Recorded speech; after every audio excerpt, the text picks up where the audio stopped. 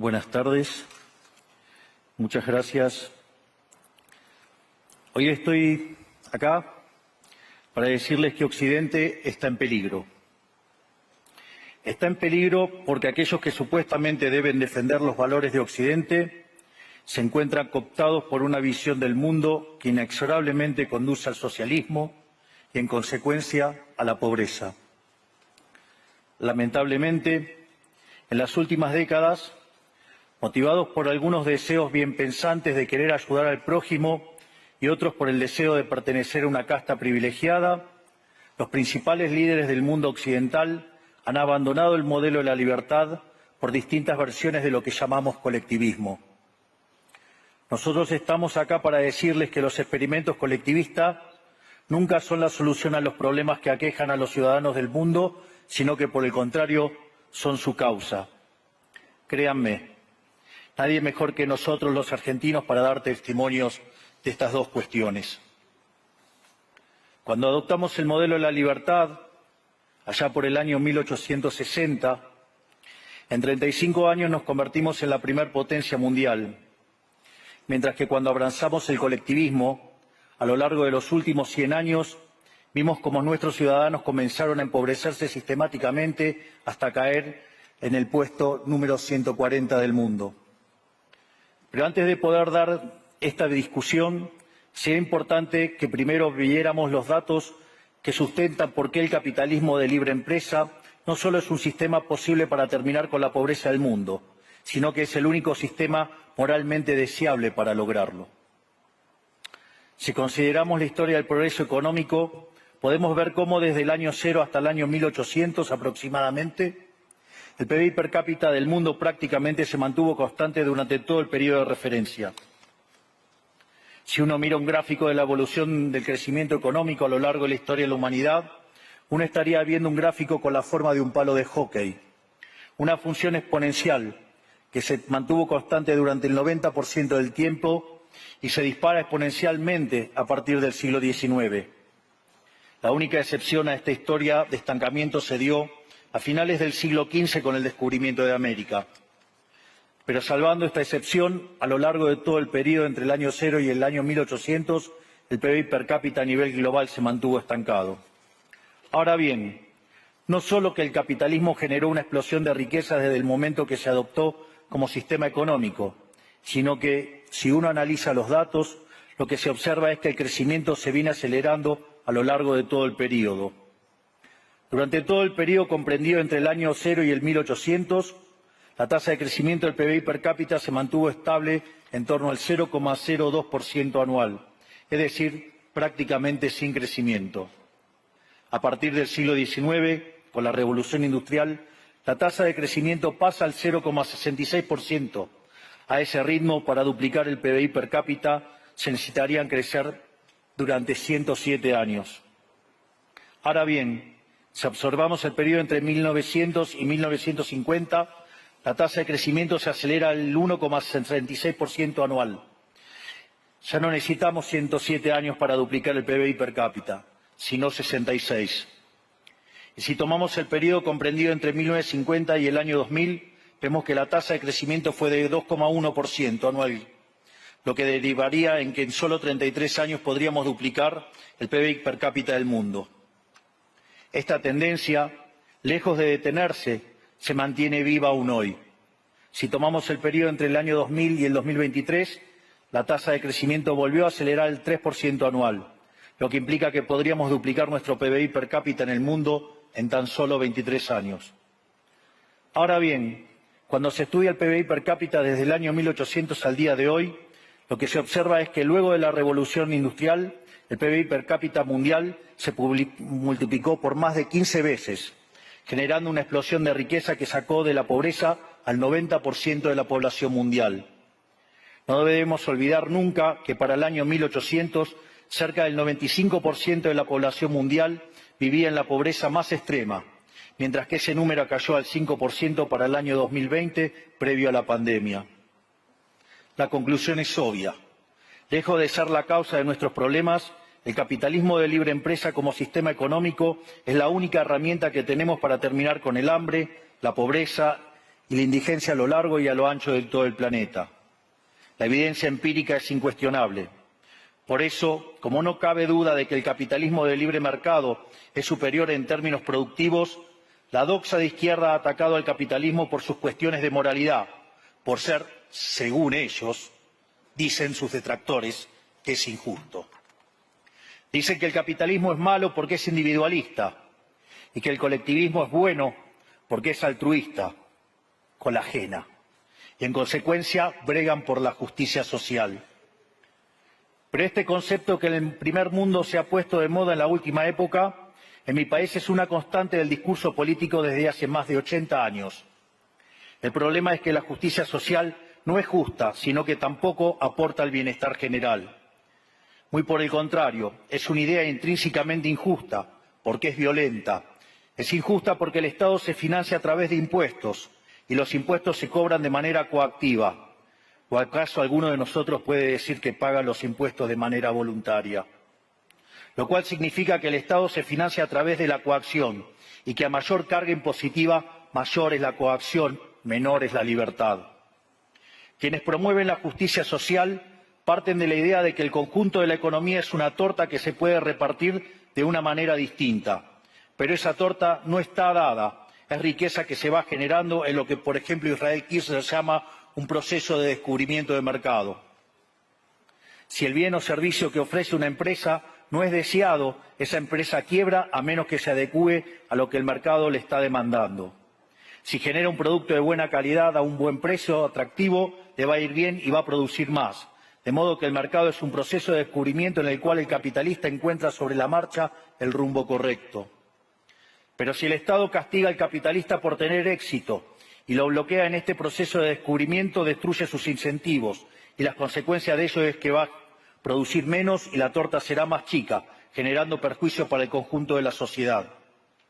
El colectivismo, al inhibir estos procesos de descubrimiento y al dificultar la apropiación de lo descubierto, ata al emprendedor de las manos y le imposibilita producir mejores bienes y ofrecer mejores servicios a un mejor precio. ¿Cómo puede ser entonces que desde la academia, los organismos internacionales, la política y la teoría económica se demonice un sistema económico que no solo ha sacado de la pobreza más extrema al 90% de la población mundial y lo hace cada vez más rápido, sino que además es justo y moralmente superior? Gracias al capitalismo de libre empresa, hoy el mundo se encuentra en su mejor momento. No hubo nunca en toda la historia de la humanidad un momento de mayor prosperidad que el que vivimos hoy. El mundo de hoy es más libre, más rico, más pacífico y más próspero que en cualquier otro momento de nuestra historia. Esto es cierto para todos, pero en particular para aquellos países que son libres, donde respetan la libertad económica y los derechos de propiedad de los individuos. Porque aquellos países que son libres son 12 veces más ricos que los reprimidos. El decil más bajo de la distribución de los países libres vive mejor que el 90% de la población de los países reprimidos. Tiene 25 veces menos cantidad de pobres en el formato estándar y 50 veces menos en el formato extremo.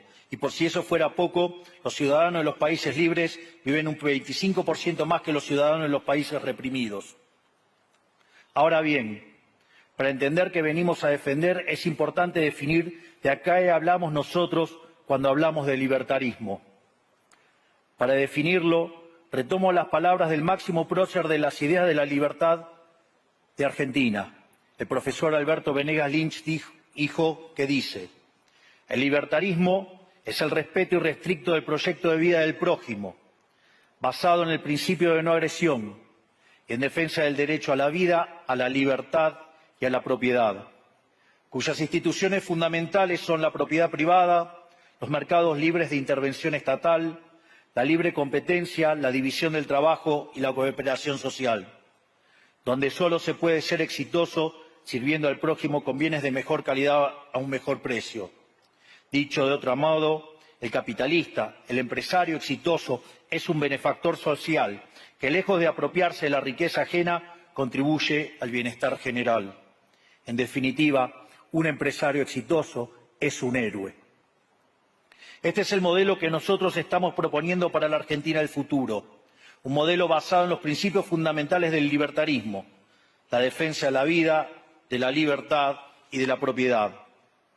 Ahora bien, Si el capitalismo de libre empresa y la libertad económica han sido herramientas extraordinarias para terminar con la pobreza en el mundo, y nos encontramos hoy en el mejor momento de la historia de la humanidad, vale la pena preguntarse ¿por qué digo entonces que Occidente está en peligro? Digo que Occidente está en peligro justamente porque en aquellos países que deberíamos defender los valores del libre mercado, la propiedad privada y las demás instituciones del libertarismo, sectores del establishment político y económico, algunos por errores en su marco teórico y otros por ambición de poder, están socavando los fundamentos del libertarismo, abriéndole las puertas al socialismo y condenándonos potencialmente a la pobreza, a la miseria y el estancamiento. Porque nunca debe olvidarse que el socialismo es siempre y en todo lugar un fenómeno empobrecedor, que fracasó en todos los países que se intentó. Fue un fracaso en lo económico, fue un fracaso en lo social, fue un fracaso en lo cultural y además asesinó a más de 100 millones de seres humanos. El problema esencial de Occidente hoy es que no solo debemos enfrentarnos a quienes, aún luego de la caída del muro y la evidencia empírica abrumadora, siguen bregando por el socialismo empobrecedor, sino también a nuestros propios líderes, pensadores y académicos que, amparados en un marco teórico equivocado, socavan los fundamentos del sistema que nos ha dado la mayor expansión de riqueza y prosperidad de nuestra historia. El marco teórico al que me refiero es el de la teoría económica neoclásica, que diseña un instrumental que, sin quererlo, termina siendo funcional la intromisión del Estado, el socialismo y la degradación de la sociedad. El problema de los neoclásicos es que, como el modelo del que se enamoraron no mapea contra la realidad, atribuyen el error al supuesto fallo del mercado, en vez de revisar las premisas de su modelo. Sobre pretexto de un supuesto fallo de mercado, se introducen regulaciones que lo único que generan es distorsiones en el sistema de precios que impiden el cálculo económico y, en consecuencia, el ahorro, la inversión y el crecimiento. Este problema radica esencialmente en que ni siquiera los economistas supuestamente libertarios comprenden qué es el mercado, ya que si se comprendiera, se vería rápidamente que es imposible que exista algo así como un fallo de mercado. El mercado no es una mera descripción gráfica de una curva de oferta y otra de demanda en un gráfico. El mercado es un mecanismo de cooperación social donde se intercambian voluntariamente derechos de propiedad. Por lo tanto, dada esta definición, hablar de fallo de mercado es un oxímoron. No existe el fallo de mercados. Si las transacciones son voluntarias, el único contexto en el que puede haber un fallo de mercado es si hay coacción. Y el único con la capacidad de coaccionar de manera generalizada es el Estado, que tiene el monopolio de la violencia. En consecuencia, si alguien considera que hay un fallo de mercado, les recomendaría que revisen si hay intervención estatal en el medio. Y si encuentran que no hay intervención estatal en el medio, les sugiero que hagan de nuevo el análisis porque definitivamente está mal. Los fallos de mercado no existen. Un ejemplo de los supuestos fallos de mercado que describen los neoclásicos son las estructuras concentradas de la economía. Sin embargo, sin funciones que presenten rendimientos crecientes a escala, cuya contrapartida son las estructuras concentradas de la economía, no podríamos explicar el crecimiento económico desde el año 1800 hasta hoy. Fíjense qué interesante. Desde el año 1800 en adelante, con la población multiplicándose más de 8 o 9 veces, el Producto Per cápita creció más de 15 veces. Es decir, existen rendimientos crecientes. Eso llevó la pobreza extrema del 95% al 5%. Sin embargo, esas presencias de rendimientos crecientes implican estructuras concentradas, lo que se llamaría, por ejemplo, un monopolio. ¿Cómo puede ser que algo que haya generado tanto bienestar para la teoría neoclásica, eso es un fallo de mercado? Economistas neoclásicos, salgan de la caja. Cuando el modelo falla, no hay que enojarse con la realidad, hay que enojarse con el modelo y cambiarlo.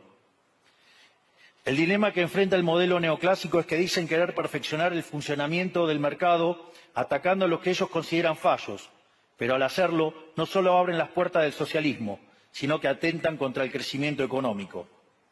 Ejemplo, regular monopolios, destruirle las ganancias y destrozar los rendimientos crecientes, automáticamente destruiría el crecimiento económico. Dicho de otro modo, cada vez que ustedes quieran hacer una corrección de un supuesto fallo de mercado, inexorablemente, por desconocer lo que es el mercado o por haberse enamorado de un modelo fallido, están abriendo las puertas al socialismo y están condenando a la gente a la pobreza.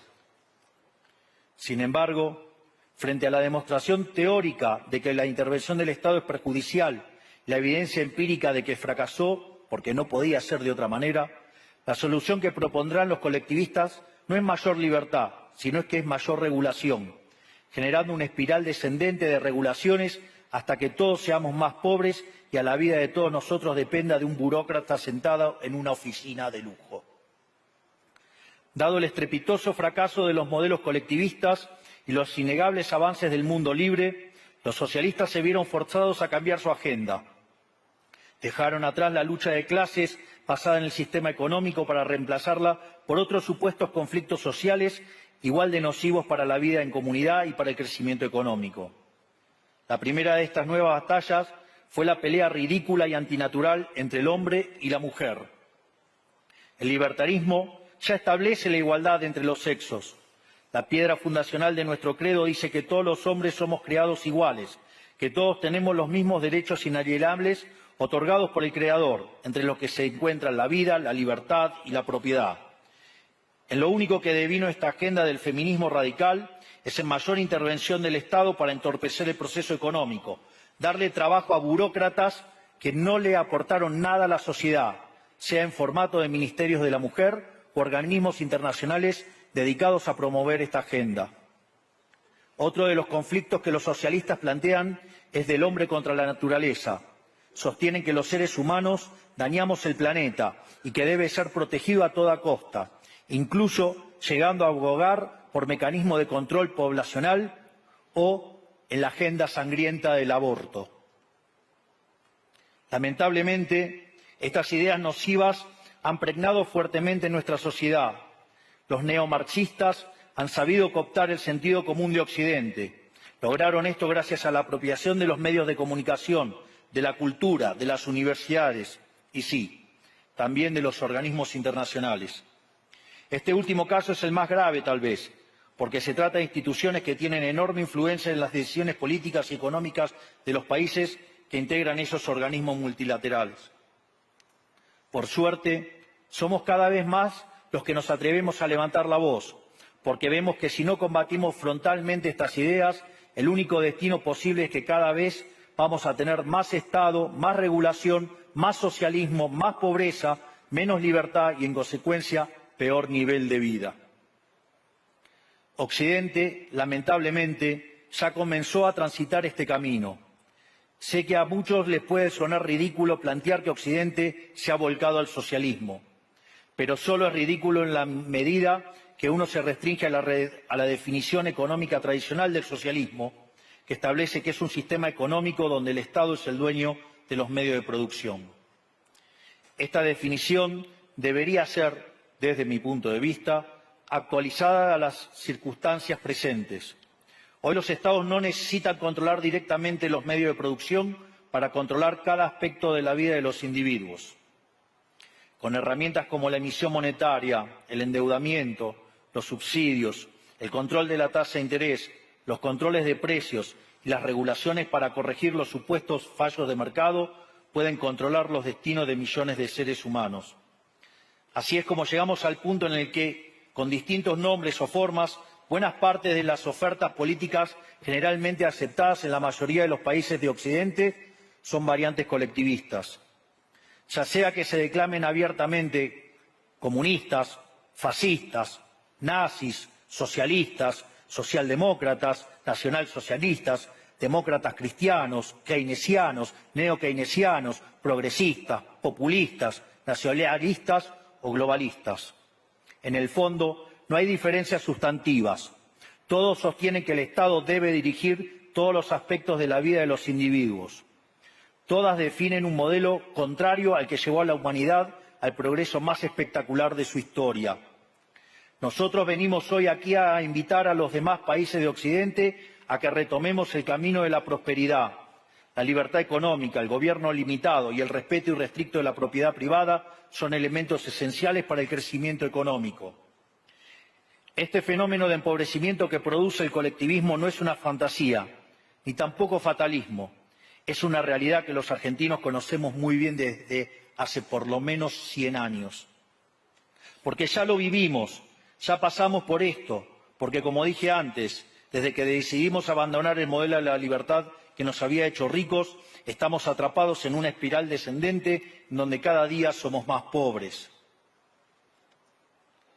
Esto es, ya lo vivimos nosotros y estamos acá para alertarlos acerca de lo que puede pasar si los países de Occidente, que se hicieron ricos con el modelo de la libertad, continúan por este camino de servidumbre. El caso argentino es la demostración empírica de que no importa cuán rico seas, cuántos recursos naturales tengas, no importa cuán capacitada esté la población, ni cuán educada sea, ni cuántos lingotes de oro haya en las arcas del Banco Central. Si se adoptan medidas que entorpecen el libre funcionamiento de los mercados, la libre competencia, los sistemas de precios libres, si se entorpece el comercio, si se atenta contra la propiedad privada, el único destino posible es la pobreza. Por lo tanto, para finalizar, quiero darles un mensaje a todos los empresarios aquí presentes y a los que no están, pero nos están siguiendo desde todas partes del planeta. No se dejen amedrentar ni por la casta política ni por los parásitos que viven del Estado. No se entreguen a una clase política que lo único que quiere es perpetuarse en el poder y mantener sus privilegios. Ustedes son benefactores sociales, ustedes son héroes, ustedes son los creadores del periodo de prosperidad más extraordinario que jamás hayamos vivido. Que nadie les diga que su ambición es inmoral. Si ustedes ganan dinero es porque ofrecen un mejor producto a un mejor precio, contribuyendo de esa manera al bienestar general. No cedan al avance del Estado. El Estado no es la solución. El Estado es el problema mismo. Ustedes son los verdaderos protagonistas de esta historia y sepan que a partir de hoy cuentan con Argentina como un aliado incondicional. Muchísimas gracias y ¡viva la libertad, carajo!